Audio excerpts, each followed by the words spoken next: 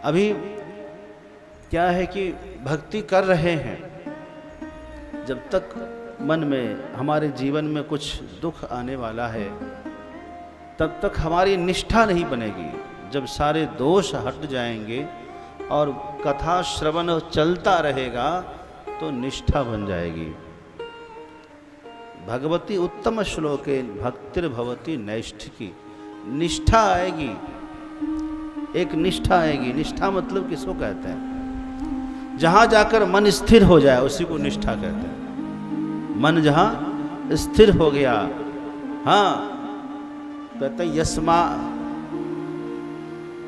निष्ठा, मतलब उसके बाद चाहे कितना भी कुछ भी हो जाए मन हिले नहीं, ऐसी निष्ठा।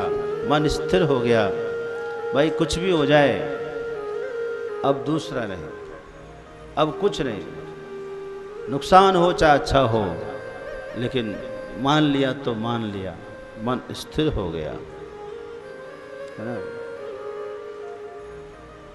जैसे कन्या का जब तक विवाह नहीं होता है तब तक उसकी किसी में निष्ठा नहीं रहती है।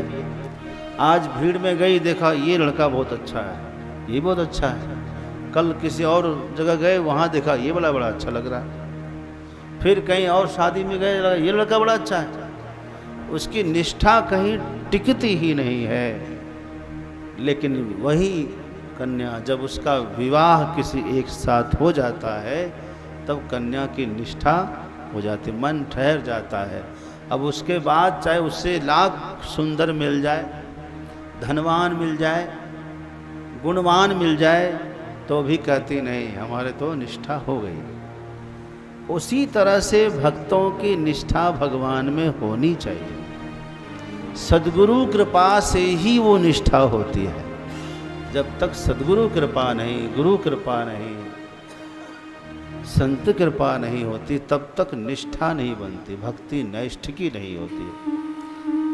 सद्गुरु कृपा कब होगी? जब आप कथा श्रवण करते रहेंगे, तो एक दिन निष्ठा, एक दिन गुरु कृपा भी हो जाएगी।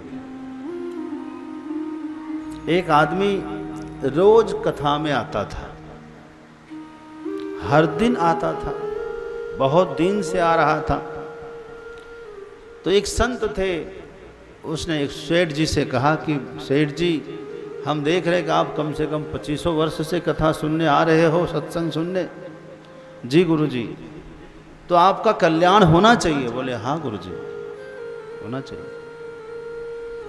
तो ऐसे तो नहीं होगा, फिर कैसे होगा गुरु जी? कहा देखो, एक नियम लेना पड़ेगा। यदि इसी जन्म में अपना कल्याण चाहते हो तो कुछ ना कुछ एक नियम ले लो, बस तुम्हारा कल्याण हो जाएगा। उसने कहा कि गुरु जी आप बताओ क्या नियम ले लें? कहा कि देखो, ये नियम ले लो कि हम कभी झूठ नहीं बोलेंगे, तुम्हारा उद्धार हो जाएगा। उसने कहा गुरु जी हम तो व्यापारी आदमी हैं, व्यापार में बिना झूठ बोले कुछ होता ही नहीं है, इसलिए ये वाला नहीं हो, कोई और वाला।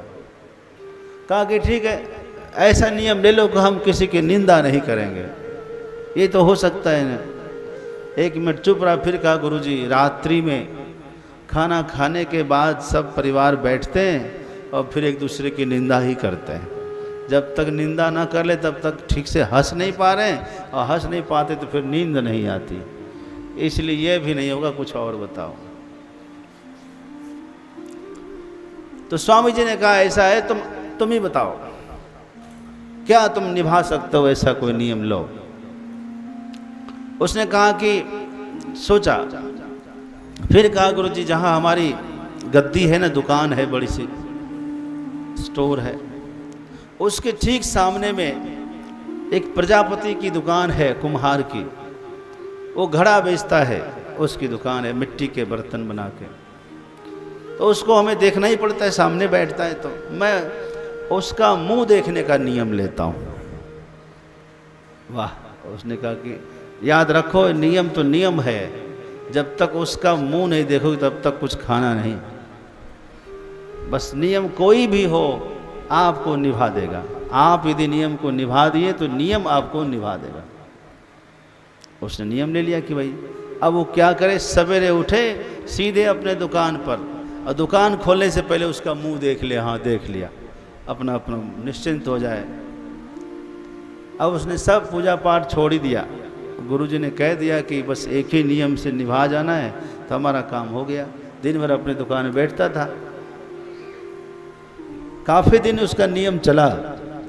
एक दिन आए दुकान पर, आज संयोग से वह कुम्हार कहीं चला गया था, उसका मुंह दिखा नहीं। अब वो व्याकुल हो गया, अब क्या करें। गया उसकी दुकान पर, फिर उसके पता लगा, उसके घर पे गया, उसके बच्चों से पूछा कि पापा कहाँ गए। तो बच्चों ने कहा कि पापा मिट्टी खोदने के लिए, मिट्टी लाने के लिए खेत पर गए। किधर गए, रास्ता बताए, इधर से गए। तो सेठ जी उसी रास्ते से गए, थोड़ी दूर था। आज उस कुम्हार को खोदने में, खुदाई करने में एक कलश मिला। कलश सोने के सिक्का से भरा हुआ था।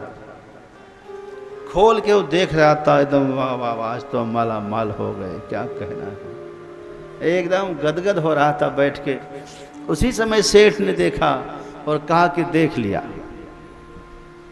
उसने तो उसका मुंह देखा और कहा कि हाँ मुंह देख लिया, और वो चला गया। लेकिन उस कुम्हार ने सोचा कि क्या देख लिया, कहीं ऐसा तो नहीं कि इसने सारा माल हमारा देख लिया, खुदाई में मिला है, कहीं जाकर पुलिस को, थाने को रिपोर्ट कर दे तो हमारा सारा चला जाएगा। उससे अच्छा है कि इससे पहले कि यह हल्ला करे, हम इसके हिस्सा कुछ माल दे देते हैं। कुम्हार ईमानदार था तो आधा आधा करके 2 भाग कर लिया।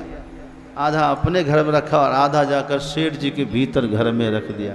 बाहर आके कहा देखो किसी से कहना नहीं, हम तुम्हारा हिस्सा रख दिया अंदर। उसने कहा कि क्या क्या रख दिया, क्या नहीं कहना। कहा कि ज़्यादा मत बोलिए, हम समझ गए, रख दिया। सेठ जी भीतर गए और जाके देखा तो भाई थैली में सोने का सिक्का इतना सारा। सेठ जी समझ गए। तब सेठ जी ने कहा देखो गुरुजी ने कहा था कि एक नियम कुछ भी ले लो तो तुम जो है माला माल हो जाओगे। देखो कुम्हार का मुख देखने का नियम ले लिया तो आज लक्ष्मी घर में आ गई। मैं भी कैसा अभागा, कहीं नारायण के दर्शन का नियम लिया होता तो आज नारायण भगवान घर में आ जाते।